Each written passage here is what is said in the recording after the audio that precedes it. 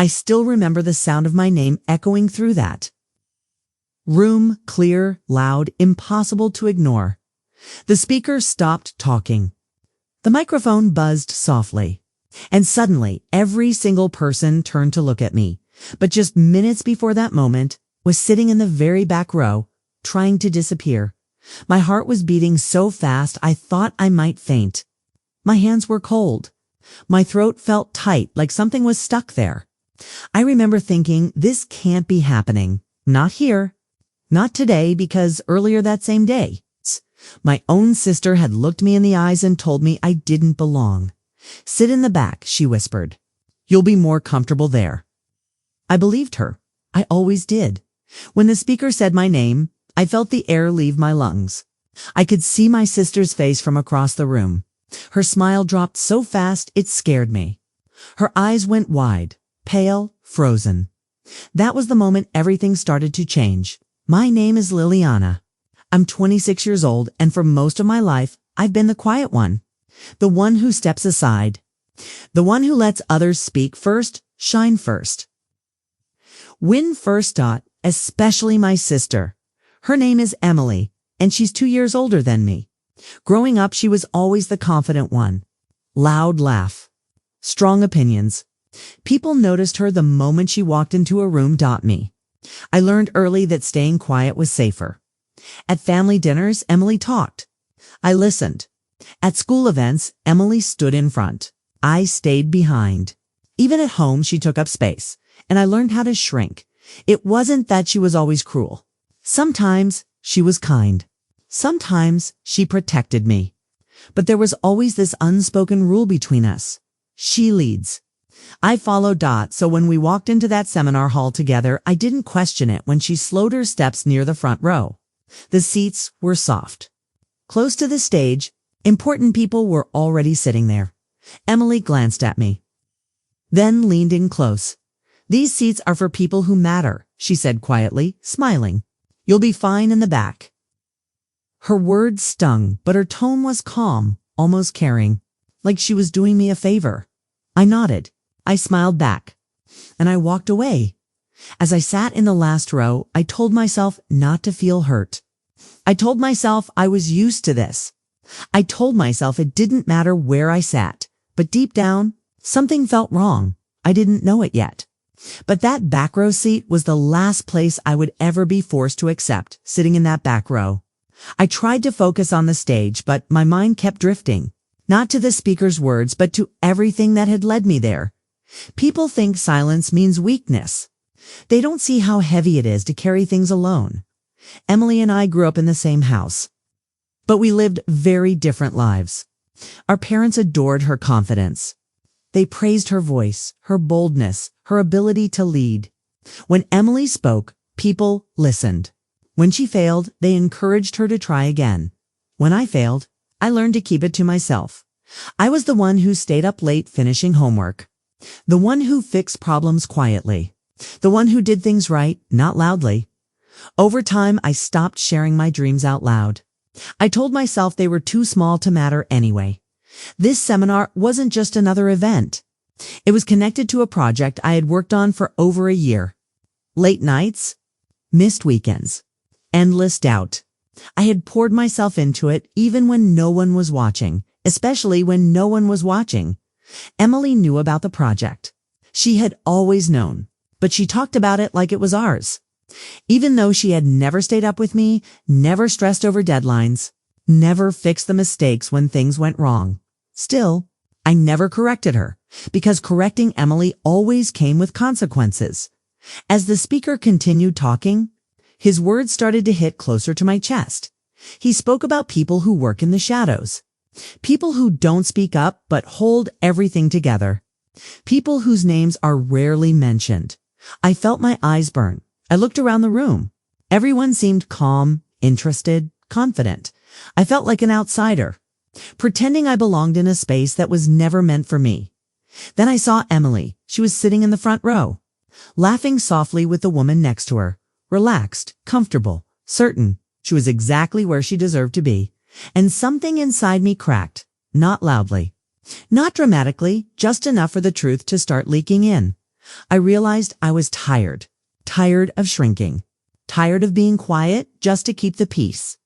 Tired of believing that love meant staying small. My hands were shaking in my lap. I pressed my fingers together, trying to calm myself. This is just how it is, I told myself. This is how it's always been. But then the speaker paused. The room went quiet again. He adjusted the microphone and looked down at his notes, slowly, carefully. My heart started pounding, and I didn't know why. I had no idea that the next few seconds would undo years of silence. I had no idea that the back row, the place I thought I belonged, was about to disappear forever. And when the speaker finally looked up, he said my name. When the speaker said my name, it didn't feel real at first. It felt like when you hear something in a dream, familiar but distant. Liliana. The sound hit me slowly, like a wave reaching the shore. For a moment, no one moved. Not even me. I looked around, half expecting another Liliana to stand up. My chest tightened. My heart was beating so loudly I was sure people could hear it. Then I felt it. Dozens of eyes turning toward the back row. Toward me. The speaker cleared his throat. Yes, Liliana. Would you please stand? My legs felt weak. My palms were damp. I could barely feel my feet touching the floor as I pushed myself up. The chair made a soft noise behind me, and that sound alone felt too loud. I stood there, frozen. From the corner of my eye, I saw Emily turn around. Her confident posture stiffened. Her smile disappeared, replaced by confusion. Then fear. She wasn't used to this. I took a small breath and stepped into the aisle. Each step forward felt heavier than the last. It felt like I was walking through every moment I had ever been ignored, every time I had been told to step aside. Every time I had chosen silence over truth. The walk to the front felt endless. When I finally reached the stage, the speaker smiled at me warmly. Not politely, not vaguely, but like he truly knew me. Thank you for coming up, he said. I know this might be unexpected. I nodded, unable to speak. He turned back to the audience. Before we continue, I want to recognize someone very important. Someone who played a key role in this entire project. My stomach dropped. This project, he continued, would not exist without her work. The room started whispering. I felt my face burn. My ears rang. I wanted to disappear, not because I was ashamed, but because I wasn't used to being seen. He looked at me again. Liliana spent countless nights solving problems no one else wanted to face. She showed patience, intelligence, and quiet leadership. She never asked for credit. But today, she deserves it. I could hear my own breathing. Short, uneven applause started slowly. Then it grew. I looked out at the audience. And that's when I saw Emily clearly. She was still sitting in the front row, but she looked smaller now. Her shoulders were tense. Her eyes were locked on me, filled with disbelief. I didn't feel proud in that moment. I felt exposed. Because this wasn't revenge. This wasn't planned. This was truth standing up on its own. As the applause continued, something inside me shifted. A quiet voice, one I had ignored for years, finally spoke clearly. You didn't take her place. You earned your own. And for the first time in my life, I didn't look down. The applause slowly faded, but the silence that followed felt even louder. I was still standing at the front, my heart racing, my thoughts tangled. The speaker gave me a gentle nod, as if to say, you're doing fine. Then he turned back to the audience again. There's something else I want to make clear, he said calmly. Leadership isn't always loud. Sometimes it looks like listening. Sometimes it looks like showing up every day, even when no one notices. Those words landed deep inside me. He began to explain the work behind the project. The real work. The difficult parts. The moments when things almost failed. And with every sentence, I realized something important. He wasn't just praising me. He was telling the truth. He talked about the night. I stayed up until 3 a.m. fixing a mistake that could have ruined everything. He talked about the meeting where I spoke up quietly, offering a solution no one else had considered. He talked about consistency, commitment, integrity. I felt my throat tighten for so long. I had believed my silence made me invisible, but now I understood someone had been watching all along. I glanced toward Emily again. She was no longer sitting confidently. Her hands were clasped tightly together. Her eyes darted around the room, as if she was hoping someone would rescue her from this moment. No one did. The speaker didn't mention her name. He didn't need to. The contrast was clear. When he finally finished speaking, he turned back to me and said, "Thank you, Liliana. Please, stay here with me." That's when it hit me. I wasn't being asked to step back. I wasn't being asked to disappear again.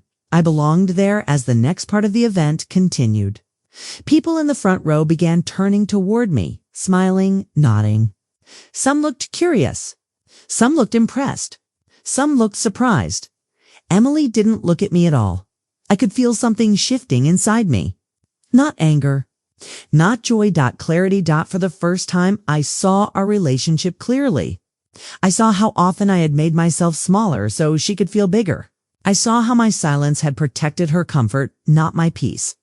When the session finally ended, people stood up and gathered near the stage. A few approached me, introducing themselves, thanking me for my work. Each conversation felt unreal. Each kind word felt unfamiliar. Then I felt a presence beside me. Emily, she stood stiffly, her arms crossed, her voice low. "I didn't know you were going to do that." I looked at her, really looked at her. Not as my sister, not as the person I always followed, but as someone afraid of losing control. "I didn't do anything," I said softly. "I just showed up." She didn't respond. She couldn't, because for the first time, the truth had spoken louder than either of us ever could, and there was no way to push it back into the shadows. After that short exchange, Emily walked away. Not fast, not dramatic, just stiff, like every step took effort.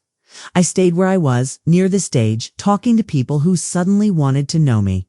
They asked about my ideas, my process, my goals. Simple questions, but no one had ever asked them with real interest before. With every answer, my voice grew steadier still inside. My emotions were tangled. I wasn't celebrating. I wasn't smiling too much. I felt exposed, like a door had been opened that I didn't know how to close. When the room finally emptied, I stepped outside into the quiet hallway. The lights were softer there. My heartbeat slowly returned to normal. That's when Emily caught up to me again. This time her tone was different.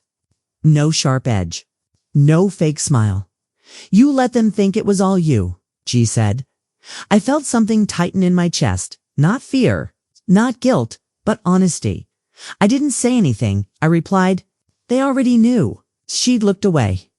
Her jaw tightened. "You could have told me," she muttered. I almost laughed. Not because it was funny, but because it was familiar. "I did," I said gently. "Just not loudly enough for you to hear." She opened her mouth to argue, then stopped. For a moment, she looked tired, smaller, human, in a way I had never allowed myself to see. "Before, I thought you were okay staying behind," she said quietly. That sentence hurt more than anything else that day, because it was true. I had taught her that lesson myself. "I wasn't okay," I said. "I was just quiet." We stood there in silence. No yelling, no tears. Just the weight of years sitting between us. That was the moment I realized something important. Emily hadn't pushed me back alone. I had helped her do it by saying yes when I meant no. By stepping aside when I wanted to stand. By believing that love meant self-erasure. Walking away from her that night didn't feel like revenge. It felt like release. In the weeks that followed, things changed. People reached out to me directly. Opportunities came without Emily's name attached. I didn't chase attention. I simply stopped hiding. Emily tried to talk like things were normal again. Jokes, casual messages, familiar patterns. But I was different now. I answered when I wanted to. I spoke when it mattered. And I didn't apologize for taking up space. The distance between us grew. Not because I pushed her away, but because I finally stood still. And she didn't know how to stand beside me without standing above me. That was her struggle to face, not mine. For the first time in my life, I understood this truth. Being quiet is not the same as being small, and choosing yourself is not betrayal. Sometimes the bravest thing you can do is stop sitting in the back row even when no one tells you to move. Months have passed since that day, but the memory still feels close. Not heavy anymore, just clear. I think about that back row sometimes. How familiar it felt. How safe it seemed. I spent so much of my life there, watching others move forward while I stayed still, convincing myself that this was enough. It wasn't. After the seminar, my life didn't suddenly turn perfect. There was no dramatic ending, no applause following me everywhere. Growth doesn't work like that. It's quieter, slower, harder, but it's real. I started speaking up in meetings even when my voice shook. I shared ideas without waiting for permission. I stopped explaining myself to people who only listened when it benefited them. Each small choice felt uncomfortable, and each one felt necessary. Emily and I barely talk now. When we do, our conversations are polite, distant. There's a space between us that didn't exist before, for a long time. I thought that space meant I had failed as a sister. Now, I understand something different. That space is where I finally fit. I don't hate her. I don't wish her harm. I don't need to prove anything anymore. What happened that day wasn't about embarrassing her. It wasn't about winning. It was about truth stepping into the light. I used to believe that staying quiet kept the peace, but all it really did was teach people how to overlook me. The moment I stopped doing that, everything shifted, not around me, but inside me. I learned that confidence doesn't always roar. Sometimes it simply refuses to disappear. If you're listening to this and you feel familiar with my story, if you've ever been told, directly or quietly, that you belong in the back, I want you to hear this clearly. You don't need permission to take your place. Not from your family. Not from your friends. Not from the people who benefit from your silence. You don't need to be louder. You don't need to be cruel. You don't need revenge fueled by anger. Sometimes the strongest revenge is becoming visible calmly, honestly, without apology. That day when my name was called, I didn't walk to the front because I was brave. I walked there because I was tired of disappearing, and I never went back. So if this story made you pause, if it reminded you of a moment you stayed quiet when you wanted to speak, let this be your sign. Choose the seat that honors who you are, not the one that keeps others comfortable. If this story touched you, please take a moment to like this video, subscribe to the channel, and share your thoughts in the comments. Your voice matters more than you think. And maybe today, you won't sit in the back row either.